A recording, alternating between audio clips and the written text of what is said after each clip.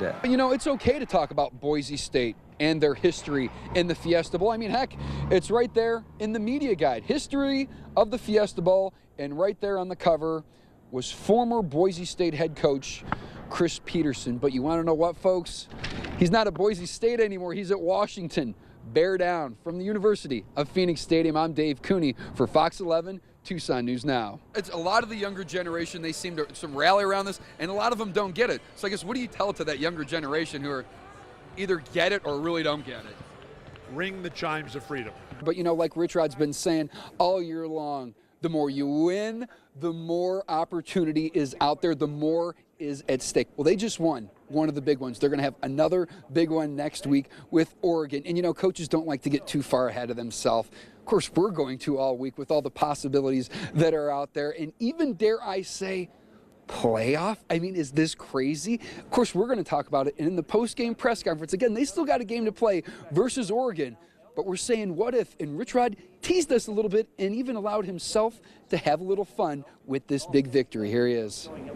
Well, the day is finally here as Chip Hale is about to make his managerial debut on the field right behind me. And in a state, he knows a lot when it comes to baseball. And before the game, Hale addressed the media on some of the concerns about some of the youth, some of the doubters, and about some of the nerves leading up to this game. And when it comes to baseball, how this day compares to maybe some of the other days he has played and coached. It's hard to sleep. I mean, you're always thinking about what's going on. So we've yet to see one pitch to gauge the regular season and the Diamondbacks, but if you want to lean on history, you can lean on this. The D-backs have won their last 6 out of 7 home openers right here at Chase Field. From Phoenix, I'm Dave Cooney for KYLD News 13 Sports, live, local, late breaking. You will. Go ahead and say hi to Marcus Mariota right there. You're going to be wrecking havoc in this league for a long time to come. You're a Polynesian player.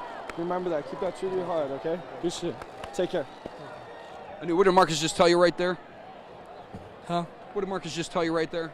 Basically, you know, just showing the Polynesian love. Yeah. Is that the Heisman winner right there? Of course, yeah. Yes, it is. Yeah. If there is one good thing about this, you got one more game to play. Is that one thing you can kind of hang your hat on? Of course. You know, it's something that we can come back off, you know, with this loss, you know. And, you know, we just got to learn from our mistakes. What happened at halftime with the ankle? Was that when you knew you were done? You know what? I just didn't know. It just didn't felt right on one play. And is that what Coach told you, though, why you weren't going to play the second half, or was it a decision to put in Jesse to change the pace? It was just a decision. Thanks, Anu. We'll see you. That's her facing in this opening game, Dave. Yeah, Dad, I mean, we got to start off, I mean, hey, these count for real tonight. And Sean Miller saying earlier in the week, some of that nervousness, some of that anxiety that both the coaches and the players feel leading up to that opening tip-off should have been eliminated for the most part during that exhibition game versus Concordia. So, tonight, the number 2 team in the nation will make its debut. Every quarterback-wide receiver relationship is unique, has its own twist. And, of course, every receiver, you know this, will always tell their quarterback the same line, hey, man, I'm always open. But when you talk about Anu Solomon and Samaji Grant, well, we got a little background info to some of the play calls. Of course, you know, when Rich Rod makes the play call and it comes in, the guys know they got to run it. They're going to be in trouble. But when things go awry, you have to adjust. You have to audible. Anu Solomon, as a freshman, a very shifty guy, reverts back to some of those backyard football playing days. And on the receiving end of that, that's Samaji Grant. But he doesn't always, as he'll tell you, want to be on some of those receiving ends of these play calls. So here's a rare and unique look behind the scenes of some of these play calls that we don't always get to hear about.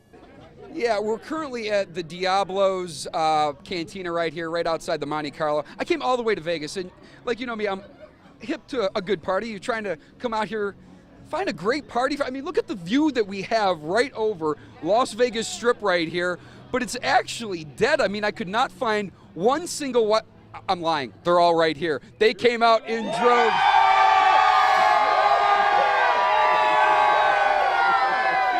Yeah, the place is packed. All the alumni, everybody's having a blast right here.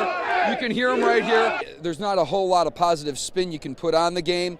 When we talk bowl scenarios, I mean, we'll get rid of the obvious right now. Arizona's not going to the college football playoff. Oregon, they are. They are your Pac-12 champions as of today. Now it gets, for lack of a better word, murky when we talk about Arizona's bowl scenario. You talk about the Fiesta Bowl, that is up to the College Football Playoff Selection Committee as to whether, and again, you might call this an embarrassing loss, a big loss on a national stage, whether they would select Arizona to be represented in that game. So now that's up for debate.